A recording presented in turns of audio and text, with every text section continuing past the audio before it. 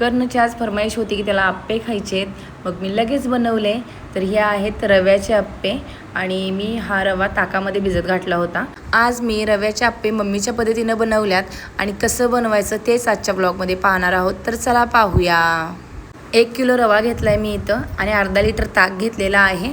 अर्धा लिटर ताकामध्ये मी हा रवा भिजत घातलेला आहे. 2 ते 3 तास आपल्याला रवा इथं भिजवून घ्यायचा आहे ताकात. आदल्या दिवशी रात्री ताकामध्ये रवा भिजत घालायचा आणि सकाळी करायचे आप्पे. नाहीतरी सकाळी भिजत घालायचे आणि संध्याकाळी करायचे, पण कर्नाला इथं इन्स्टंट पाहिजे होते त्यामुळे मी केलेले आहेत. आप्पेमध्ये आता आपण हिरवं वाटण घालणार आहोत. त्यासाठी आपल्याला इथं 10 ते 12 मिरच्या भाजून घ्यायच्या आहेत. त्यानंतर 1 ते 1.5 गट्टा मी इथं लसूण घेतलेला आहे. त्यानंतर जिरे 1 चमचा घेतलेले आहेत आणि चवीपुरती कोथिंबीर घेतलेली आहे. हे सगळं आपल्याला मिक्सरमध्ये किंवा खलबत्त्यामध्ये बारीक वाटून घ्यायचं आहे. तुम्ही बघू शकता मी इथं खूप बारीक केलेलं नाही आहे, ओबडधोबडच आपल्याला बारीक करून घ्यायचं आहे. हे अर्ध्या चमच्याला पण कमी मी इथं सोडा घेतलेला आहे. हा सोडा आता आपल्याला आपल्या बॅटरमध्ये घालायचा आहे आणि ॲक्टिव्ह करून घ्यायचा आहे. चांगलं मिक्स करून आपल्या बॅटरला हलवून घ्यायचं आहे, का तर हा सोडा ॲक्टिव्ह होण्यासाठी. तुम्ही बघू शकता आपला सोडा ॲक्टिव्ह झालेला आहे आणि आपलं पीठ फुगलेलं आहे. जर आपण आदल्या दिवशी रात्री भिजत घातलं ना आणि मॉर्निंगला केले ना आप्पे, तर सोडा घालायची सुद्धा गरज लागत नाही. खूप फ्लफी आणि खूप छान असे स्पोंजी आपले आप्पे तयार होतात. इथं माझ्याकडे वेळ नव्हता तरीही मी इथं 2-3 तास ताकामध्ये हा रवा भिजवून घेतलेला आहे आणि आता आपण त्यामध्ये मीठ घालणार आहोत. चवीपुरतं मीठ घेतले. साधारणपणे 1 चमचा 1.5 चमचा हे मीठ आहे आणि आपल्याला लागेल तसं चवीनुसार आपण मीठ घालून घ्यायचं आहे या बॅटरमध्ये. त्यानंतर हिरवं वाटण घातलं आणि हिरवं वाटण घातल्यानंतर ते पण चांगलं मिक्स करून घ्यायचं आहे आपल्याला. मीठ आणि आपलं वाटण सगळीकडं पिठाला आपल्याला लागलं पाहिजे. बऱ्याच ठिकाणी मी आप्पे खाल्ल्यात आणि त्यामध्ये कोण हिरवं वाटण घातलेलं मी तर बघितलेलं नाही आहे. प्लेन आप्पे खाल्ल्यात मी. माझ्या सासरवाडीत पण प्लेनच आप्पे करतात. त्यानंतर कोणी कांदा टमॅटो घालून करतं. तर तुम्ही असा हिरवं वाटण घालून आप्पे करून बघा, एकच नंबर होतात. आणि असे आप्पे केल्यानंतर ना तुम्हाला चटणी करण्याची सुद्धा गरज लागत नाही. पण काय करायचं तर माझ्या मुलाला चटणीशिवाय इडली आणि आंबोळी त्यानंतर आपलं आप्पे हे जातच नाहीत. हा बिड्याचा आप्पेचा तवा आहे आणि तो तापायला वेळ लागतो, त्यामुळे मी इथं तापत ठेवलेला आहे. तुम्ही पाहू शकता.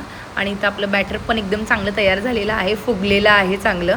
गावाकडे आलं की नाही इडली आंबोळी असू दे आणि त्यानंतर उत्तापा असू दे, आप्पे असू दे, खाल्ल्यासारखं वाटते. हे सगळं बिड्याच्या तव्यातलं असते. आणि इकडं पुण्या मुंबईला म्हटलं की माझ्याकडे बिड्याचा तवा नाही आहे, मला नेरलेपच्या तव्यातच करायला लागते. ते खाल्ल्यासारखंच वाटत नाही. मग आलो की पहिला मम्मीला सांगून नव्हते मी, मम्मी मला इडली आंबोळी उत्तापा करून तू घालायचेस. आता आपण बनवणार आहे चटणी. तर चटणीला काय काय घेतलं आहे मी चला दाखवतो. कोथिंबीर घेतलेली आहे. त्यानंतर हिरव्या मिरच्या घेतलेल्या आहेत 3 ते 4 आणि 3 चमचे मी इथं चण्याची डाळ घेतलेली आहे. 7-8 लसूण पाकळ्या आणि हा आहे वल्ला नारळ. वल्ला नारळ मी इथं बारीक चिरून घेतलेला आहे. तेल कढवून घेतलं आणि त्यामध्ये मी जिरं मोहरी आणि कढीपत्ता घालून त्याचं मोहन तयार करून घेतलं आणि आपलं सगळं चटणीचं वाटण बारीक करून घेतलेलं आहे. त्यामध्ये मी हे मोहन घातलेलं आहे. तुम्ही बघू शकता आपल्या चटणीची कन्सिस्टन्सी. आणि आमच्याकडे जरा माणसं जास्त आहे त्यामुळे चटणी मी खूप घट्टही केलेली नाही आणि खूप पातळही केलेली नाही आहे, मिडियमच केलं सगळ्यांना पुरण्यासाठी. इथं आता आपला तवा तापलेला आहे. त्यामध्ये आता मी तेल घालून घ्यायला लागले साच्यात. तुम्ही पाहू शकता. आणि बिडाच्या तव्याला जरा तेल जास्त लागते, त्यामुळं तेल भरपूर वापरायला लागते.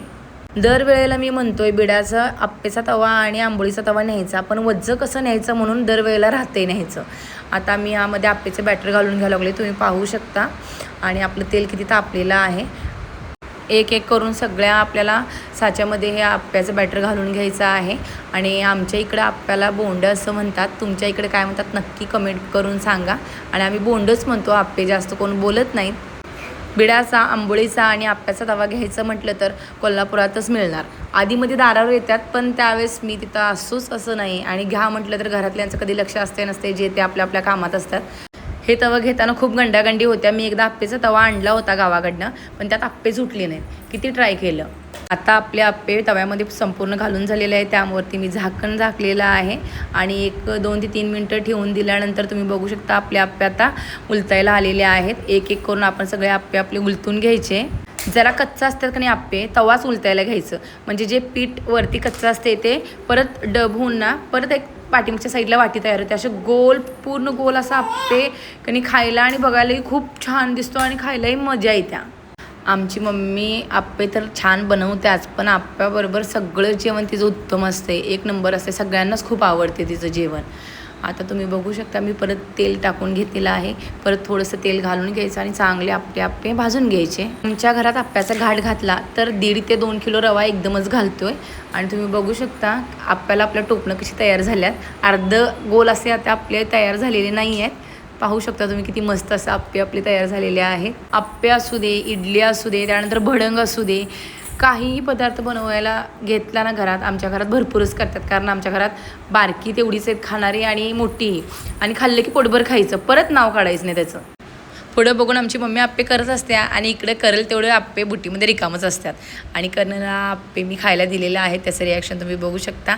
आणि आप्पे खाल्ला आहे आणि मला नंतर येऊन म्हणतोय, आई तू माझ्यासाठी आप्पे बनवलीस वय? आणि मी सांगितलं लगेचच बनवलीस, थँक्यू आई. म्हटलं असू दे बाबा, मी काय माझ्या बहिणींना जरी सांगितलं, माझ्या मम्मीला जरी तो सांगितला मला हे खायचं आहे, तर लगेचच त्यांनी पण त्याला बनवून घालतात. आणि मी आता त्याच्याजवळ होतो म्हणून मग म्हटलं आता आपण आहे तर आपण त्याला काय पाहिजे ते बनवून घालूया.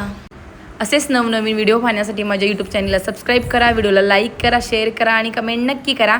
हां, आणि जाता जाता माझ्या इंस्टा पेजला देखील फॉलो करा. चला आता भेटू पुढच्या नवीन व्हिडिओमध्ये. बाय बाय, धन्यवाद.